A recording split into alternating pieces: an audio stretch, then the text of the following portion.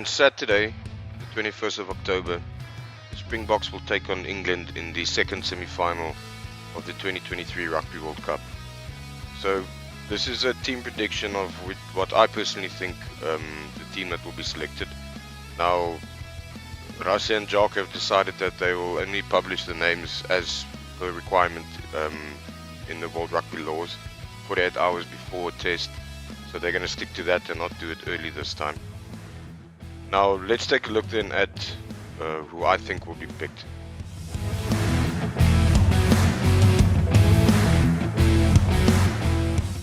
Number one, we have Oxenche. Oxa is the only player that's played in all 5 of these Rugby World Cup matches. He's also made 24 tackles with an 84% tackle success rate. And he did very well in the scrum against France. The moment that he came on, he won us a scrum penalty. And he's also quoted for famously saying that salads don't win scrums, he needs cake. And then for the choice at hooker, I think that Deon Fourie will start. And the reason that I think this is Bongi Mbonambi put in a very hard shift against France. And I think, considering that this is a marathon and not a sprint, it's better to play Bongi from the bench. Deon has also not had a bad World Cup. He's played in 4 matches and he's scored 2 tries with 27 tackles and a 95% tackle completion rate. But he's going to need to be on point with his line-outs, and he does add value in the sense that he's also good on the deck. So in Marx's absence, Deon could fill in with those shoes in ball fetching. And then finally Vincent Koch to complete the front row. So Vincent has only played in 2 of the games at this World Cup, and he was set to start against Romania, but during the warm-up he suffered a niggle, and that ruled him out of the match, where they started Trevor Nyakane.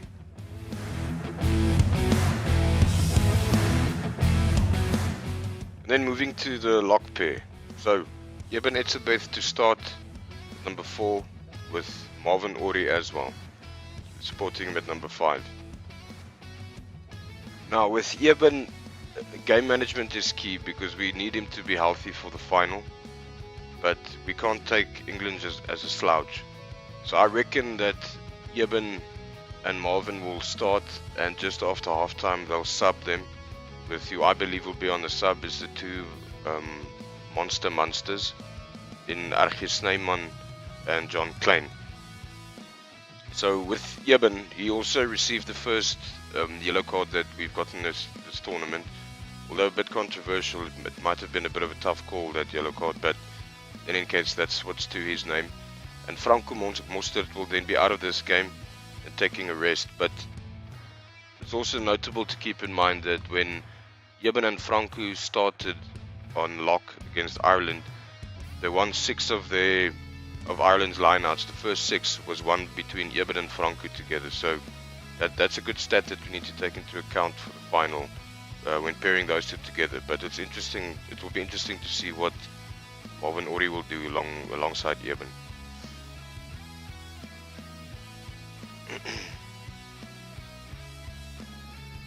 And then our 3 loose forwards, Sia, who's been really impressive considering his knee surgery that he had in April. I mean, he's really doing good. Pieter Steff, who was running around on the park, chasing everything that had a blue shirt on.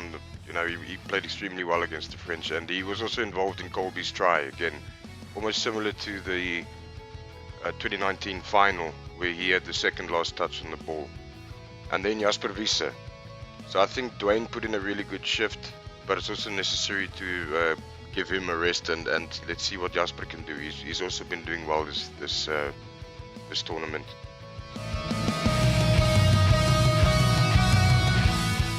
Now on 9 and 10, I believe that Faf and Pollard will start.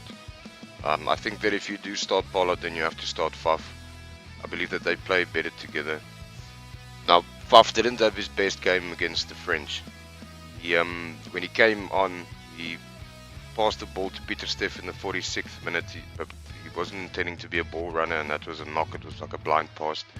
And then he repeated this in the 76th minute, when the Springboks were in the French red zone, having put up multiple phases, he passed into a French player, and then in the 79th minute he kicked away possession, which, yeah, I know that the box kick is a tactic, but I just thought that might have been a bit risky. Just hold on to the ball and keep putting up the phases. But I mean, he did at the end. At the end of the game, I think in the 82nd minute, he did rip the ball off Rida Wardy, the number 17 of France. And that gave us the ball back and allowed Colby to kick out. So I guess he made up for the box kick with that. But yeah, definitely not his best day at the office. Let's hope that he has a better game against England.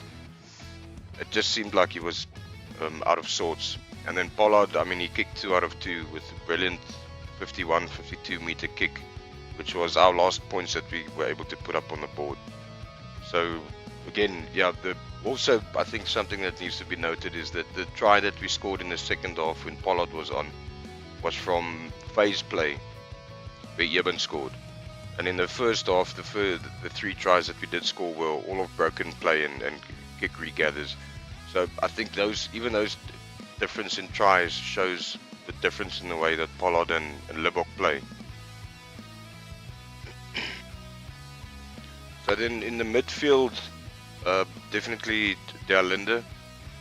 Not that there's much between him and Andre Esterhuizen. I think both are brilliant players, but I think choosing Der Linde because we're going to be playing as well, then you know that you've got the option that Der Linde can cover 13 if it need be.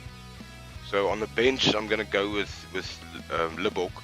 So if it should be the case that can't make it for 80 minutes, or then you can move Der Linde to 13 and Pollard to 12. In another case, I've also gone on the bench with Grant Williams, so you could put him on wing, and I'm going to choose Moody on wing. Then you could always put Moody on 13. So it gives you that bit more versatility there. That's the reasoning behind Der Linde. But I mean, he had a cracker of a game against France. He worked really hard for the try that he scored as well, and he was brilliant under the high balls. So yeah, I think Der Linde and on centers. And in the back 3, I've gone for Colby on the left wing. And I mean, Colby could have been cited as man of the match in the French game as well. He was all over the park, and he scored a brilliant try off Jesse Krill's boot. He attempted and almost converted a drop goal from the back of the ruck, and he was an absolute beast in the tackles. And the charge down that he got right, I mean, that the last time I think I've seen something like that was in 2011 when the Barbarians played against Australia and Peter Stringer picked up the ball before James O'Connor could kick. I don't think I've seen that in the last more than 5 years, I'm not sure, but that definitely was something that turned the tide of the game. It gave us the advantage we needed to win, but also the mood shifted after Colby did that, and it was just after that charge down that he also scored his try. So it kind of injected a bit of energy into the team. But yeah, definitely Colby on the right wing. Then on the left wing, I've Colby on the left wing, and then on the right wing I've gone with Moody.